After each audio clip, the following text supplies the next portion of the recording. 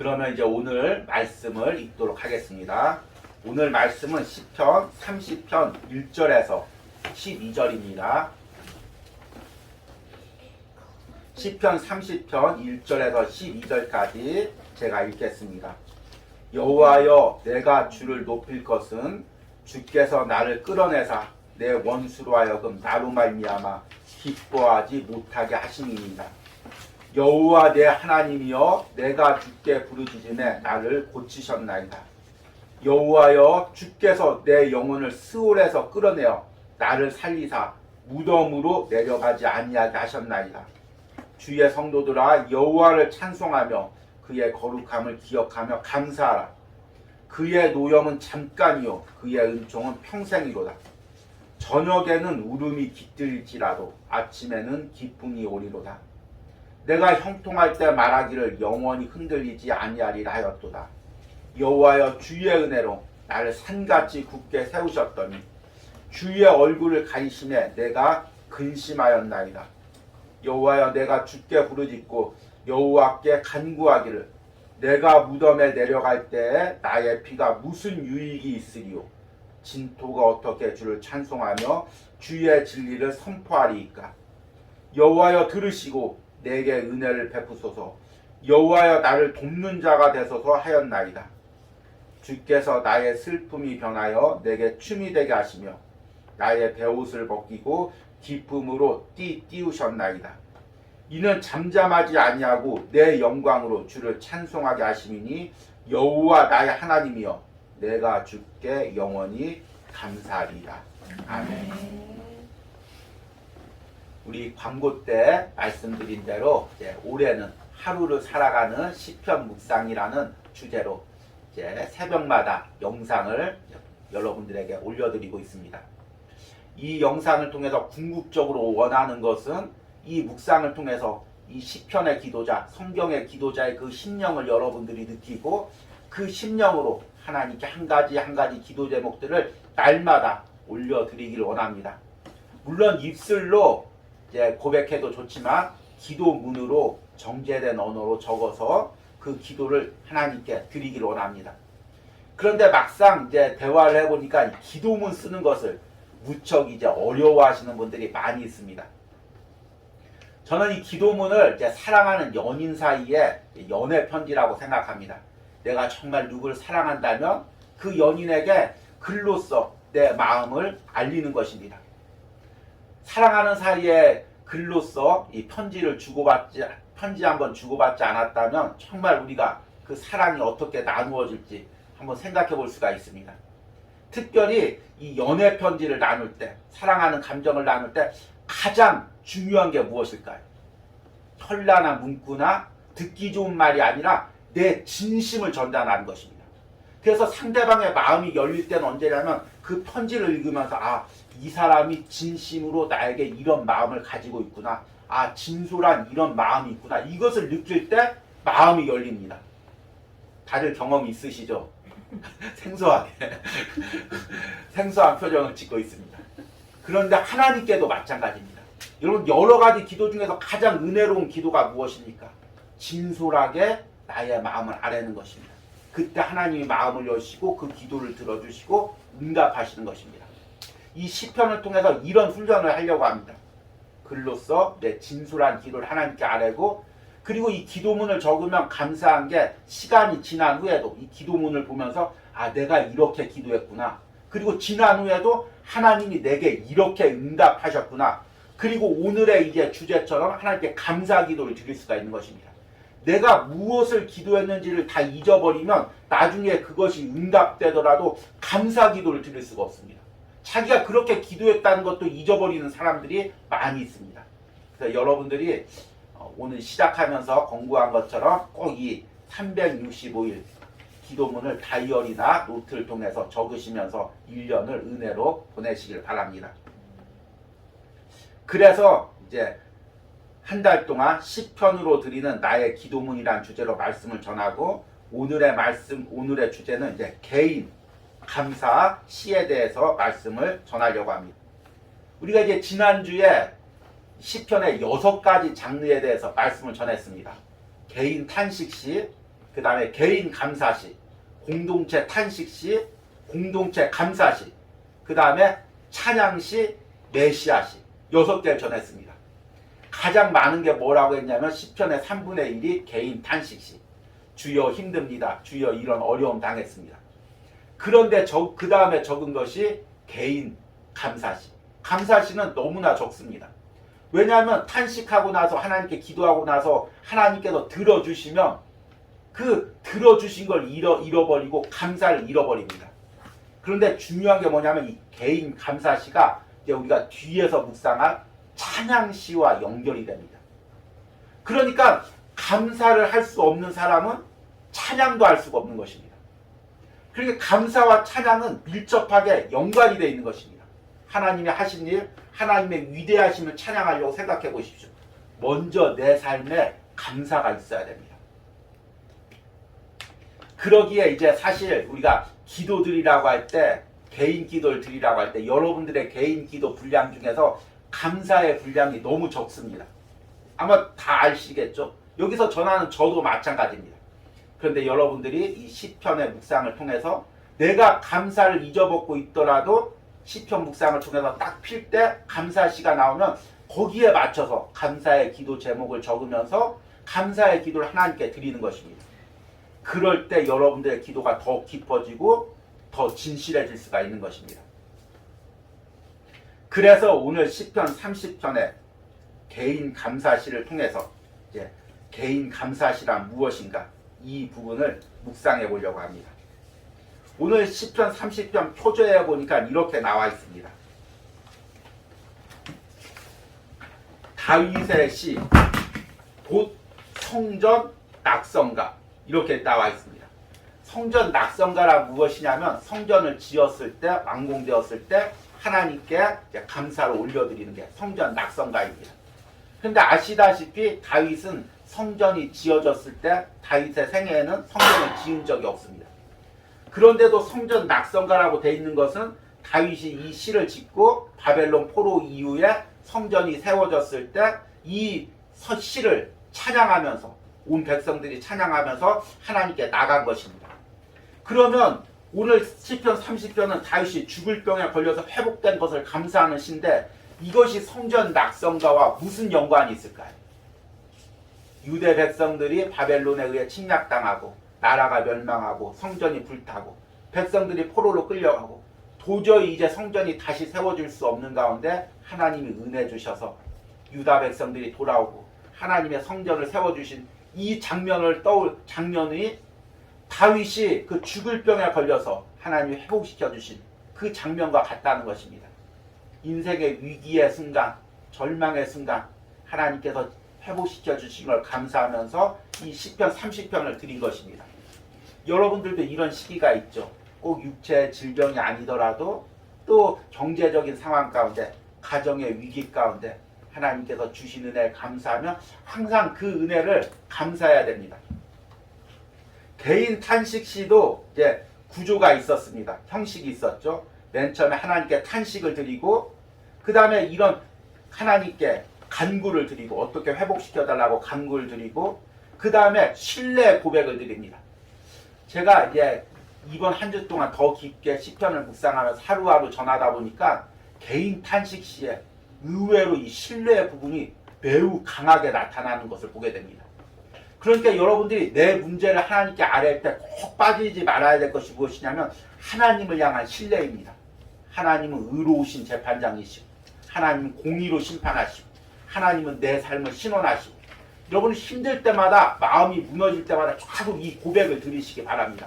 그래야 하나님께 기도로 나갈 수가 있습니다. 그리고 탄식시의 마지막은 꼭 찬양의 약속입니다. 하나님 이렇게 해주시면 내가 찬양하며 나가겠습니다. 그리고 이어지는 게 뭐냐면 그 찬양의 약속으로 이어지는 게 뭐냐면 오늘 묵상하는 개인 감사시입니다. 감사시의 이제 형식은 처음에는 감사의 고백이 나옵니다. 그리고 구원의 과정이 나옵니다. 그 다음에 구원을 통해 깨달은 은혜를 이야기합니다. 감사의 약속을 드립니다. 오늘 여러분들이 가지고 있는 주보 뒷면에 보면 제가 친절하게 그 형식을 적어놨습니다. 그리고 중간에 빈 공간들을 많이 만들어 놨습니다. 왜 그랬을까요? 제가 이 시편 묵상을 하면서 자꾸 이게 묵상을 할 때 이제 글을 써서 정제된 언어로 하고 있는데 중간중간에 왜 그랬을까요? 이게 너무 자주 나오는 것입니다. 그래서 야, 이 단어 쓰지 말아야지. 이게 이제 버릇처럼 돼가지고 왜 그랬을까? 예. 이제 여러분들도 한번 써보라고 제가 이 공간을 여러분들에게 만들어 놓은 것입니다. 그리고 이제 설교 말씀을 전하고 이제 수요일 정도 되면은 이것을 정리해서 시편의 기도 드리기라는 영상으로 짧게 여러분들에게 올리면서 제 고백을 좀 담으려고 합니다. 그래서 이렇게 개인 감사시를 이렇게 적는 거구나 깨닫고 여러분이 이것을 적으시길 바랍니다. 이 개인 감사시의 첫 번째는 감사의 고백입니다. 오늘 말씀 1절에 보니까 여호와여 내가 주를 높일 것은 주께서 나를 끌어내사 내 원수로 하여금 나로 말미암아 기뻐하지 못하게 하심이니라. 이제 감사시의 제일 먼저는 감사의 내용으로 나옵니다. 그런데 이 감사의 내용은 구체적이어야 됩니다. 주님 감사합니다. 한 해를 살게 해주셔서 감사합니다. 은혜 주셔서 감사합니다. 이것은 이제 사실 사람들에게 듣기 좋게 하는 말이고 하나님과 일대의 관계에서는 구체적으로 하나님 내게 이런 은혜를 주셔서 감사합니다. 이렇게 이야기를 해야 됩니다. 오늘 다윗은 무엇이라고 감사를 합니까? 병에서 낫게 해주셔서 감사합니다. 한 해 동안 건강하게 해주셔서 감사합니다. 그것이 아닙니다. 자기가 병으로 인해서 당했던 곤란을 하나님께 그대로 고백합니다. 다윗이 병중에 있을 때 오늘 이 시편 30편이 시편 60편과 아주 밀접한 연관이 있습니다. 다윗이 시편 6편에 보니까 병으로 걸렸을 때 주변 사람들이 비웃습니다. 야, 그렇게 너 하나님 잘 섬긴다고 하지만 병 걸리지 않았느냐? 너 하나님이 징계한 거 아니냐? 너의 죄 때문에 이런 병에 걸린 거 아니냐? 사람들이 징계합니다. 그러니까 다윗이 눈물로 침상을 적시면서 하나님께 기도합니다. 그리고 나서 하나님께서 그의 다윗의 병을 고쳐주셨습니다. 그럼 다윗이 감사한 건 무엇이냐면 단순히 육체적 병이 낫은 것이 아닙니다. 하나님이 나를 신원해 주신 것입니다. 내가 이대로 병들어서 죽게 되면 원수가 나를 얼마나 조롱했겠습니까? 야, 하나님 잘 섬긴다 하더니만 병들어서 죽었구나. 이렇게 비웃으면서 조롱했을 텐데 다윗이 그 문제를 가지고 하나님 원수가 나를 비웃지 못하게 하여 주십시오. 나로 인해서 하나님의 영광이 가리워지지 않게 하여 주시옵소서. 눈물로 침상을 적도록 기도했는데 하나님께서 그 기도를 들어주셨습니다. 그러니까 다윗이 감사해서 하나님 여호와여 내가 주를 높일 것은 주께서 나를 끌어내사 그 사망의 무덤 속에서 그 질병의 어둠 속에서 나를 끌어올려 주셔서 내 원수로 하여금 나로 말미암아 기뻐하지 못하게 하십니다. 하나님 나를 이렇게 신원해 주심을 감사합니다. 짧은 언어로 구체적으로 감사의 내용을 고백하는 것입니다. 그리고 그 다음에는 이제 구원의 과정을 구체적으로 이야기하는 것입니다. 이제 첫 번째가 감사의 고백이 짧게 고백했다면 그 감사의 내용을 풀어서 구체적으로 이야기하는 것입니다. 그 부분이 2절과 3절에 나와 있습니다. 여호와 내 하나님이여 내가 주께 부르짖으매 나를 고치셨나이다. 질병에서 고쳐주셨습니다. 3절에 여호와여 주께서 내 영혼을 스올에서 끌어내어 나를 살리사 무덤으로 내려가지 아니하게 하셨나이다. 시편 6편과 30편에는 무덤이라는 단어가 계속해서 반복돼서 나옵니다. 무덤이란 무엇일까요? 한마디로 이야기하면 절망이라는 거죠. 아무런 소망이 없는 상태, 희망이 없는 상태, 그 절망에 빠지지 않게 했다는 것입니다. 여러분, 육체가 힘들 때 육체적 힘든 것보다 더 힘든 게 무엇입니까? 바로 내 영혼이 절망에 빠지는 것입니다. 아무리 건강한 사람도, 아무리 믿음 좋은 사람도, 아무리 사명과 확신이 있는 사람도 육체가 약해지면 그 모든 믿음과 확신들이 무너집니다. 저 역시 육체적 아픔을 가져봤기에 이것이 어떤 마음인지를 너무 잘 알게 됩니다. 그리고 사람들이 그 육체적 아픔 때문에 비난을 합니다. 특히 우리 신앙인들은 참 제가 이 부분을 어디서 목회하든지 항상 강조하는데요. 절대로 연약한 육체를 판단하거나 정죄해서는 안 되는 것입니다. 그것은 그 개인이 하나님과 1대1로 만나서 해결할 문제지 내가 판단하거나 정죄할 부분이 아닌 것입니다. 그런데도 참 언제부터 우리 한국 기독교에 이런 문화가 들어왔는지 꼭 아프면 판단하고 정죄합니다. 신앙생활 잘못해서 그래. 기도 적게 해서 그래. 이거 목사님 잘못 섬겨서 그래. 교회 잘못 섬겨서 그래. 꼭 판단하고 정죄합니다. 저도 이런 경험이 있습니다. 저도 이제 어렸을 때 이제 아버지가 개척교회를 하다 보니까 너무 가난한 시기에 이제 거의 굶다시피 3년 가까이 굶다시피 하다시피 하니까 제가 이제 고등학교 때 영양실조가 걸려서 그 당시에 이 영양실조라는 거의 찾기가 힘든 거죠. 지금도 이제 얘기하면은 제가 그 중고등부 때 이설교를 한 번 했더니 목사님 영양실조에 걸렸다 했더니만 그때 더 살이 쪘을 때죠. 에이 거짓말 이렇게 얘기를 했습니다. 근데 제가 그 신학교 가기 전까지 몸무게가 남자 몸무게가 53kg를 넘어본 적이 없습니다. 뼈만 양상했죠. 네. 그런데 이제 그래서 이제 고등학교 3학년 때 학교를 휴학을 하게 되었습니다. 그래서 평일 때 이제 집에 있게 되니까 이제 그때는 이제 교회가 부흥되고 목사님 가정도 넉넉해지고 그러니까 성도들이 그 전의 과정을 모르는 거죠. 그래서 이제 아파 있는 것만 보고 목사님 아들이 왜 학교를 안 간대? 몰랐어. 아파가지고 학교 휴학했다고 그래. 아니 왜 목사님 아들이 아프대? 하나님 혹시 목사님 잘못 저지른 거 아니야? 하나님 앞에 바로 목회한 거 아니야? 그래서 아들 치신 거 아니야? 이렇게 얘기하는 것을 제가 이제 우연히 들었습니다. 그때 그 무너지는 마음은 어떻게 표현할 수가 없습니다. 내가 이렇게 무너져서 아버지의 목회도 하나님의 영광도 가리는 존재구나. 이 자존감이 무너지는데 회복할 수가 없는 것입니다. 그런데 기도 가운데 하나님께서 다시금 세워주는 것을 경험했습니다. 지금 다윗이 구체적으로 감사하고 있는 내용이 바로 이것입니다. 하나님의 그 이스라엘의 왕으로서 또 하나님의 택한 종교적인 지도자로서 하나님 앞에 나갔을 때 육체적으로 병이 걸렸을 때 얼마나 비웃고 판단하고 정죄하는 사람들이 많이 있었겠습니까? 다윗이 그 아픔 가운데 하나님 나의 육체적 아픔으로 나의 연약함으로 하나님의 영광을 가리는 거 아닙니까? 얼마나 눈물로 기도했겠습니까? 그런데 하나님께서 들어주셨습니다. 다윗이 지금 감사하는 것은 단순히 육체적 질병뿐만 아니라 그 마음의 연약함, 마음의 무너짐까지 또 하나님의 신원으로 일어날 수 있는 은혜를 감사하는 것입니다. 여러분 우리 중에도 이런 경우가 많이 있습니다. 육체는 회복되었는데 건강은 회복되었는데 경제적 어려움에서는 회복되었는데 내 마음은 여전히 육체적 아픔의 상태, 경제적 어려움 상태, 그 상태에 머물러 있는 상태가 많이 있습니다. 어렸을 때 그 아버지의 폭력과 또 주위의 어려움 가운데 거친 말 가운데 상처를 받았는데 그 가정이 회복돼서 행복한 가정을 이루었는데 내 마음은 여전히 그 상처받던 어린 시절에 머물러 있는 경우가 많이 있습니다.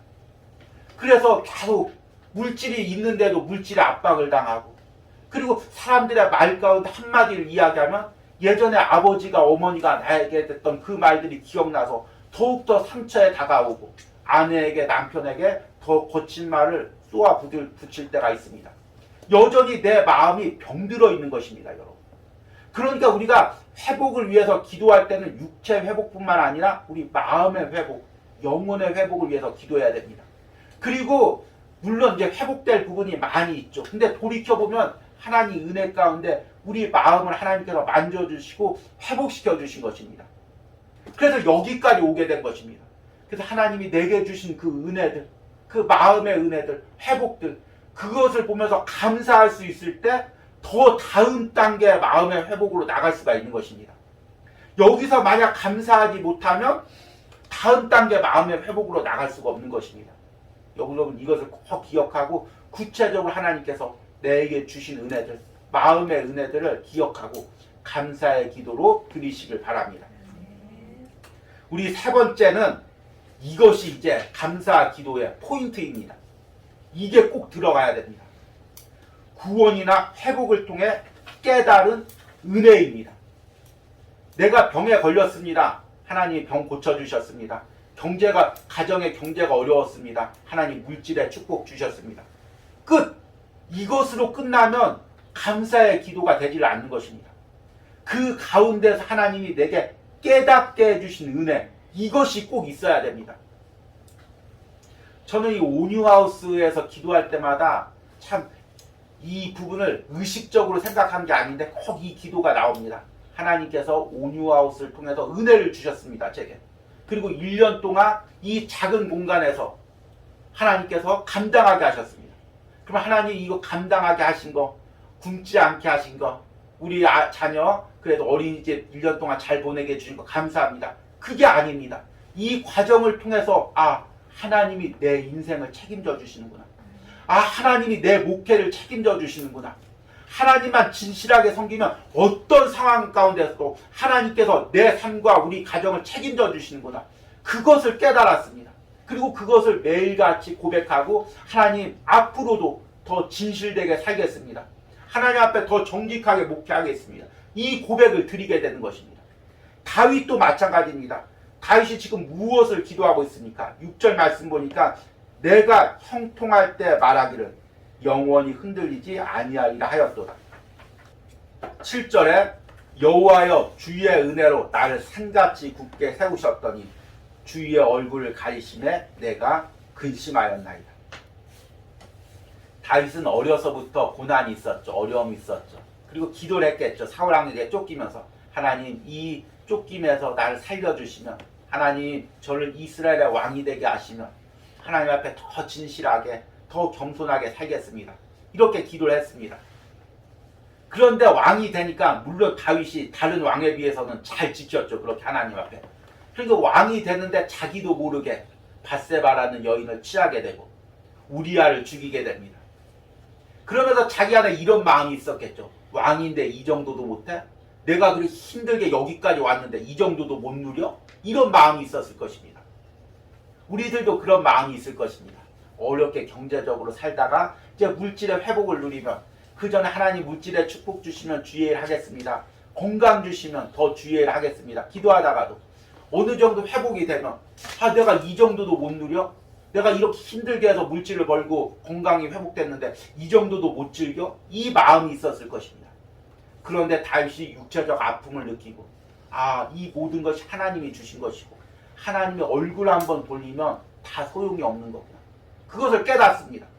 그래서 이제 이 시편의 기도를 통해 하나님, 제가 하나님의 육체를 회복시켜준 이 상황에도 더욱더 하나님을 섬기고 하나님만 바라보며 살겠습니다.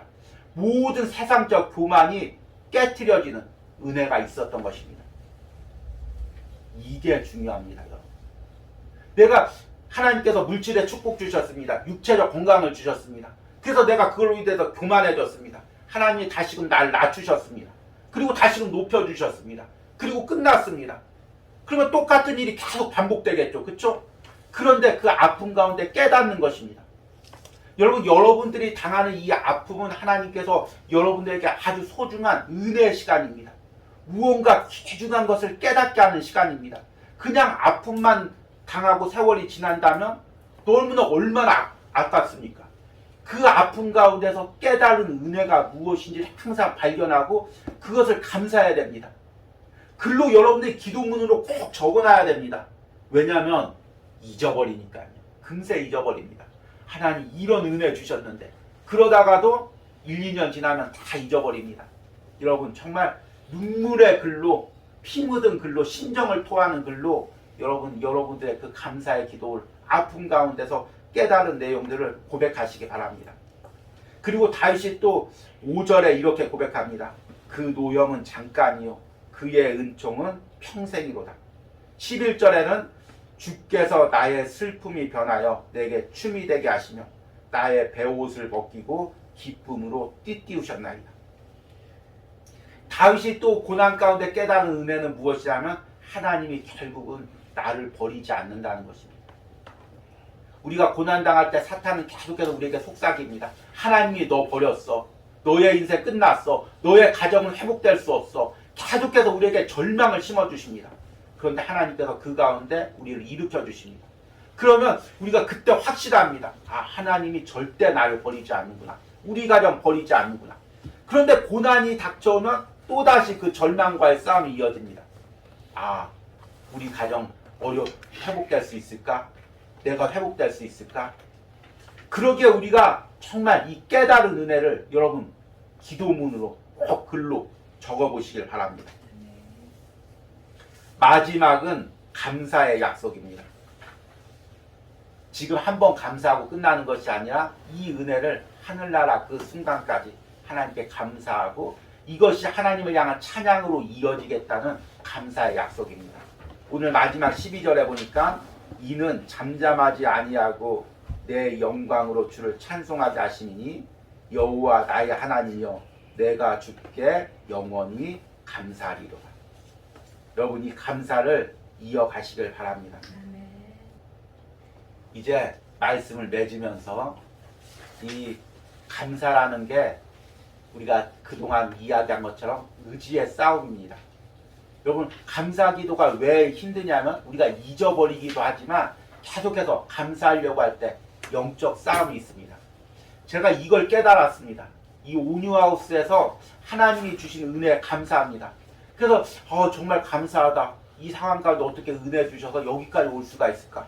그렇게 감사한 마음이 생기면 꼭 내 눈에 또는 상황에 원망거리와 불평거리가 생깁니다. 그러니까 이 사탄이 감사하지 못하려고 우리 영적으로 누르는 것입니다. 감사를 통해서 하나님께 나가려고 하면 제일 먼저 원망거리와 불평거리를 갖다 주면서 속삭입니다. 야, 네가 지금 감사할 상황이야? 네 상황을 봐, 네 형편을 봐. 이만큼 갖고 감사하다고 다른 사람을 봐봐, 세상을 봐봐봐. 저렇게들 잘 살고 저렇게 넘쳐나는데 또 이만큼 갖고 감사하다니 너무 우스운 거 아니야? 계속해서 우리에게 현실을 보여줍니다. 원망거리를 갖다 줍니다. 그럴 때 내가 의지적으로 결단합니다. 내가 세상을 보지 않겠다. 원망거리를 보지 않겠다. 불평거리를 보지 않겠다. 내가 하나님이 주시는 은혜를 보겠다. 하나님이 나와 함께 하심을 보겠다. 의지적으로 결단할 때 한 걸음 나갈 수가 있습니다.